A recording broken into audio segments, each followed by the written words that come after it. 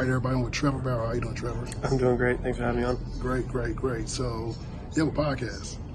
Let's talk about that real quick. Okay. Obviously, you know, from a personality standpoint, you want to be out there. You want to be able to let people hear your voice and different things. Can you talk about what was the idea behind that?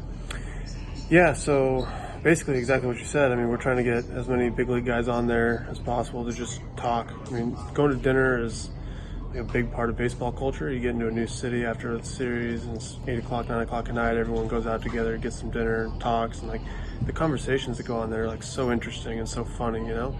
And fans never get a chance to be a part of that. So try to give fans a little bit of insight into like what baseball culture is like. Just guys sitting down, talking baseball at dinner, talking life, whatever the case is, and give guys a chance to show off their personalities because baseball in general isn't very good at that. You know, we were just talking. You get the NBA, and like every game that's on TV, it's like a fashion show walking into the arena. Mm-hmm. Every player, they got their suits, they got their bags, their shoes, everything, right? And they get to show off like this little part of them. They all got their own thing. Like on the court, you get to see their personality. They're wearing different shirts for warm up, whatever. Baseball, you see guys on the field in uniform, and you're told, you know, like don't show emotion or whatever, and no one ever gets a chance to identify with that guy's personality and really connect with them. So that's the whole goal of the podcast, of the show, and really the company as a whole. You know, I started Momentum to promote the game of baseball, make it more popular, and make the players more popular. You know, let them show off their personalities so they can do more off the field. Yeah, I agree because I love the Bow Wow slide. I think that's really unique. And let's talk about sneakers and different like things off the field and off the diamond. You're a Nike guy. Mm-hmm. Do you like sneakers by any chance, or you got that like buys Jordans or anything of that nature? I'm like as plain as they come. I'll get a pair of Nike Frees every like year and a half. I'm like wear the same shoes. My teammates wear me out all the time. It's like, get some new shoes. Like you're wearing the same shoes for 4 months. I'm like, yeah, what's wrong with them? They're fine. You know, I feel like that's me. You know, and you got other guys in the clubhouse having a new pair of shoes every single day, and they're showing it off. Like plenty of people feel the way I feel about shoes, and plenty of people feel the way they feel about shoes, and like let's show that off. Let guys show off their personality, show off their shoe taste, their clothing taste, their fashion taste, all that different stuff. So yeah. All right, so everybody, you know, they're in the video games now. Obviously, Fortnite is a big deal, the Call of Duties, but MLB The Show. Mm-hmm. You're on the video game, and I'm pretty sure as a kid that was like something that you probably were like, man, one day I don't have to create myself. They're going to actually throw me on the game. Have you ever seen yourself on MLB The Show?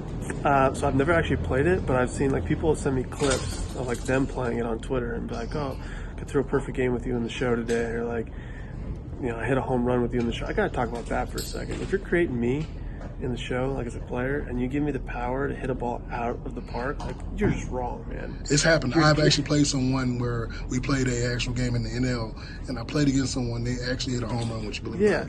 That's just not, there's no chance. There's just zero chance. I don't have that power. Like I could crow hop and hit a ball, and I still wouldn't get to the warning track. I don't got that kind of juice, so.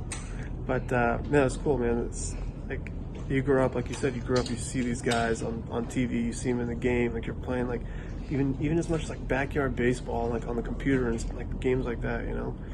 And then to see yourself be on the show and like, you know, young kids are playing with like as you as a character, like it's really cool. All right, last question. So Tim Lincecum fan. Yeah. And who are some baseball players that you grew up, you know, obviously Tim Lincecum is a big part of your baseball story, but who are some other players that you looked up to, even non-pitchers? Yeah, man.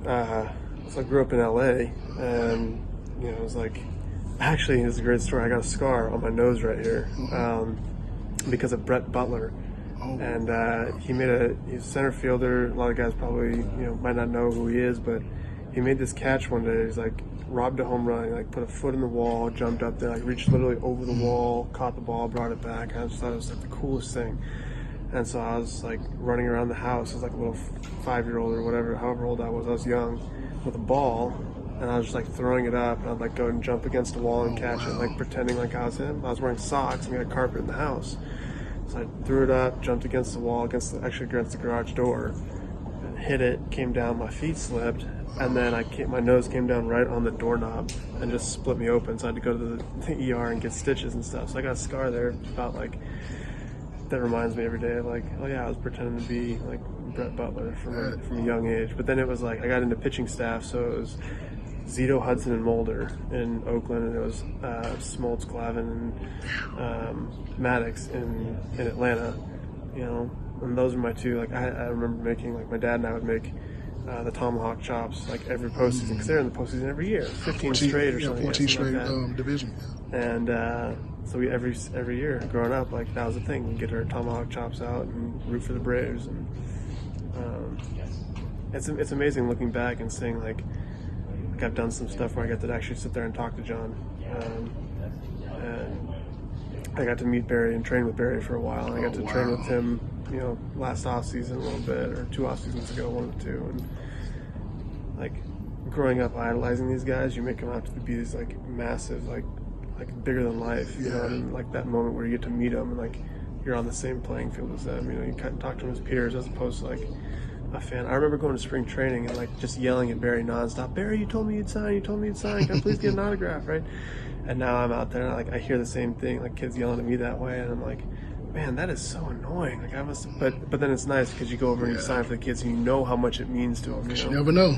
And I hope, you know, some of those guys that I've signed for will be the next generation of stars. You know, so it's just that whole process, like how it comes full circle, is just so cool.